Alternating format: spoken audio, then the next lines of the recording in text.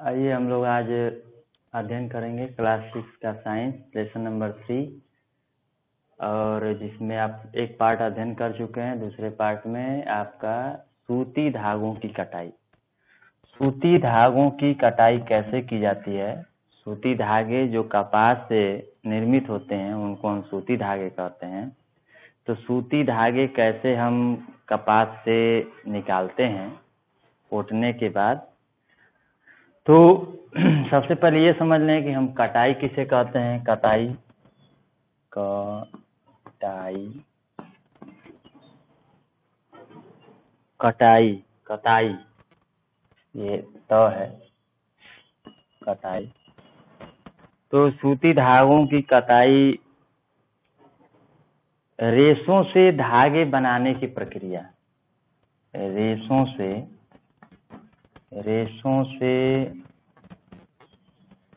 धागे बनाने की प्रक्रिया। रेशों से धागे बनाने की प्रक्रिया को कताई बोलते हैं। ये हो गया आपका कताई।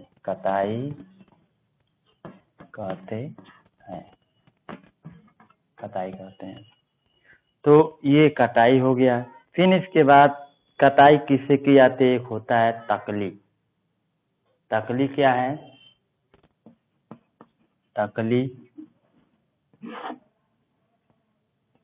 तकली क्या है? तो ये कटाई के लिए एक सरल युक्ति का प्रयोग करते हैं। कटाई के लिए लिख सकते इसको। कटाई के लिए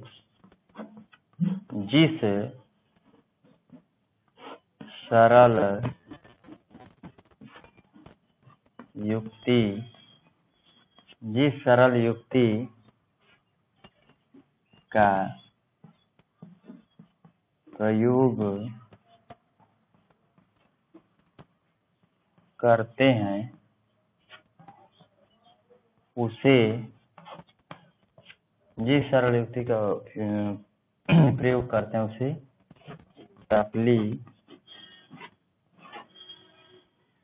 कहते हैं। ये आपका हो गया। कताई क्या होती है? रेशों से धागे बनाने की प्रक्रिया को कताई कहते हैं। तकली क्या होता है? तो कताई के लिए जिस सरल युक्ति का प्रयोग करते हैं उसे हम तकली कहते हैं। तो अब ये एक और चीज है चरखा।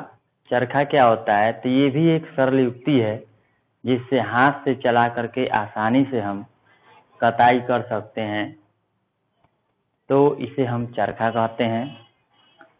तो ये आपका इससे जो है आप लोगों ने सुना ही होगा, महात्मा गांधी ने जब विदेशी वस्त्रों का निषेध किया था तो उन्होंने एक चरखा का उपयोग स्वदेशी कटाई करना शुरू किया, स्वदेशी वस्त्र बनाने शुरू किए। तो चरखा आप अपने बुक में देख सकते हैं। अब आगे पढ़ा जाए। इससे चरखे से हम बहुत बृहत रूप में जो है बना सकते हैं। वस्त्र बनाने के लिए धागे का बना सकते हैं ज्यादा मात्रा में, जिससे वस्त्र बन सके। अब तागों से वस्त्र कैसे बनता है? अभी हमने कैसे तागा एक क्रम हो गया। देखिए, तागा बनाने के लिए लड़ियों की आवश्यकता होती है। लड़ियों को बनाने के लिए आपके जैसे मान लीजिए इसकी लड़ी बन रही है, सूती धागे हैं तो कपास से लड़ियां बन रही हैं। लड़ियों से मिला के तागा बन रहा है। तागों से मिला करके आपका वस्त्र बन रहा है। तो अब तागों से हम वस्त्र कैसे बनाते हैं? तो तागों से वस्त्र बनाने के दो सेट होते हैं, जिसको मैंने पहले बताया भी था। एक ताना होता है, एक बाना होता है। तो ताना और बाना,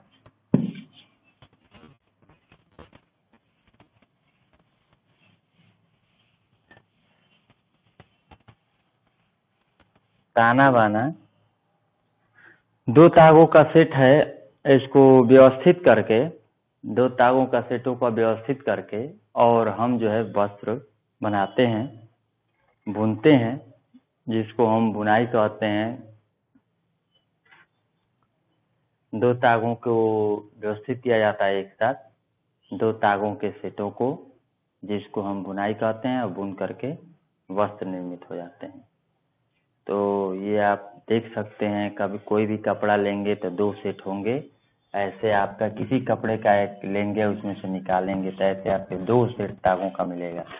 एक सेट जो है ऊर्ध्वाधर रहेगा, एक सेट उसमें क्षैतिज, एक ऐसे एक दूसरे के ऊपर ऐसे लगा रहेगा सामान्यतः। तो इस तरह आपके वस्त्र निर्मित हो जाते हैं। इनको अपना काट करके जिसको जैसा सेटअप वस्त्र बनाने हैं वैसा बनाया जाता है। तो ये हो गया बुनाई। आप जान ही गए, तागों का जो सेट बनाना है बुनाई कहते हैं।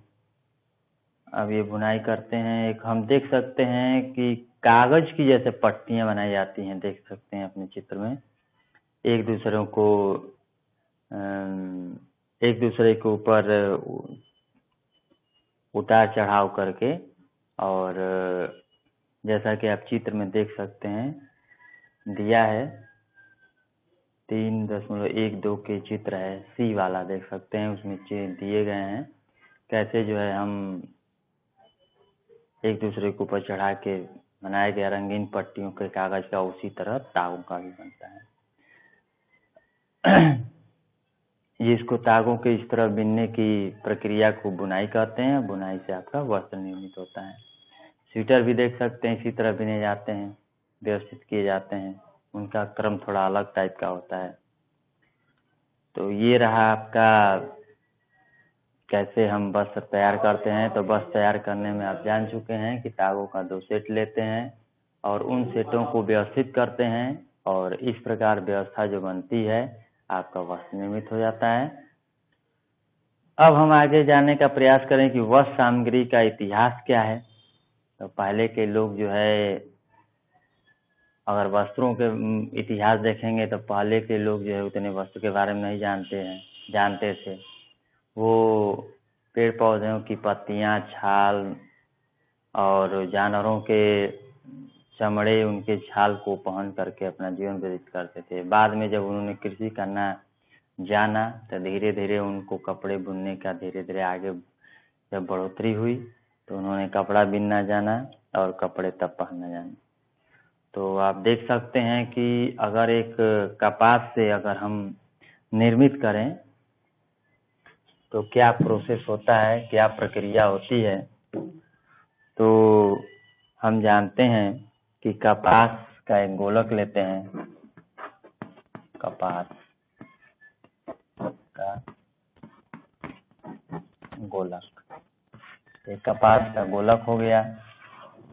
गोलक के बाद इसको ओटेंगे, ओटना। कपास का गोलक वो जो फूल आता है और इसकी खेती में जैसे लगेगा पूरा खेत में ओला पड़ चुका है, उस टाइप के गोले इनके फल जो है फटता है तो उसमें रुई के गोले टाइप के दिखाई देते हैं। तो ये हो गया आपका कपास का गोला। इसको हम ओटेंगे, ओटना कहते हैं। ओटने के बाद आपको मिलेगा रेशे, यानी रेशे प्राप्त करने के लिए ओटना पड़ता है तो रेशे प्राप्त होंगे।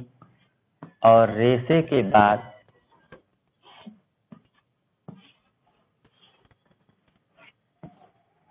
रेशे प्राप्त करने के बाद इसकी कटाई की जाती है। इसको हम कटाई करेंगे, कटाई। तो कटाई जब करेंगे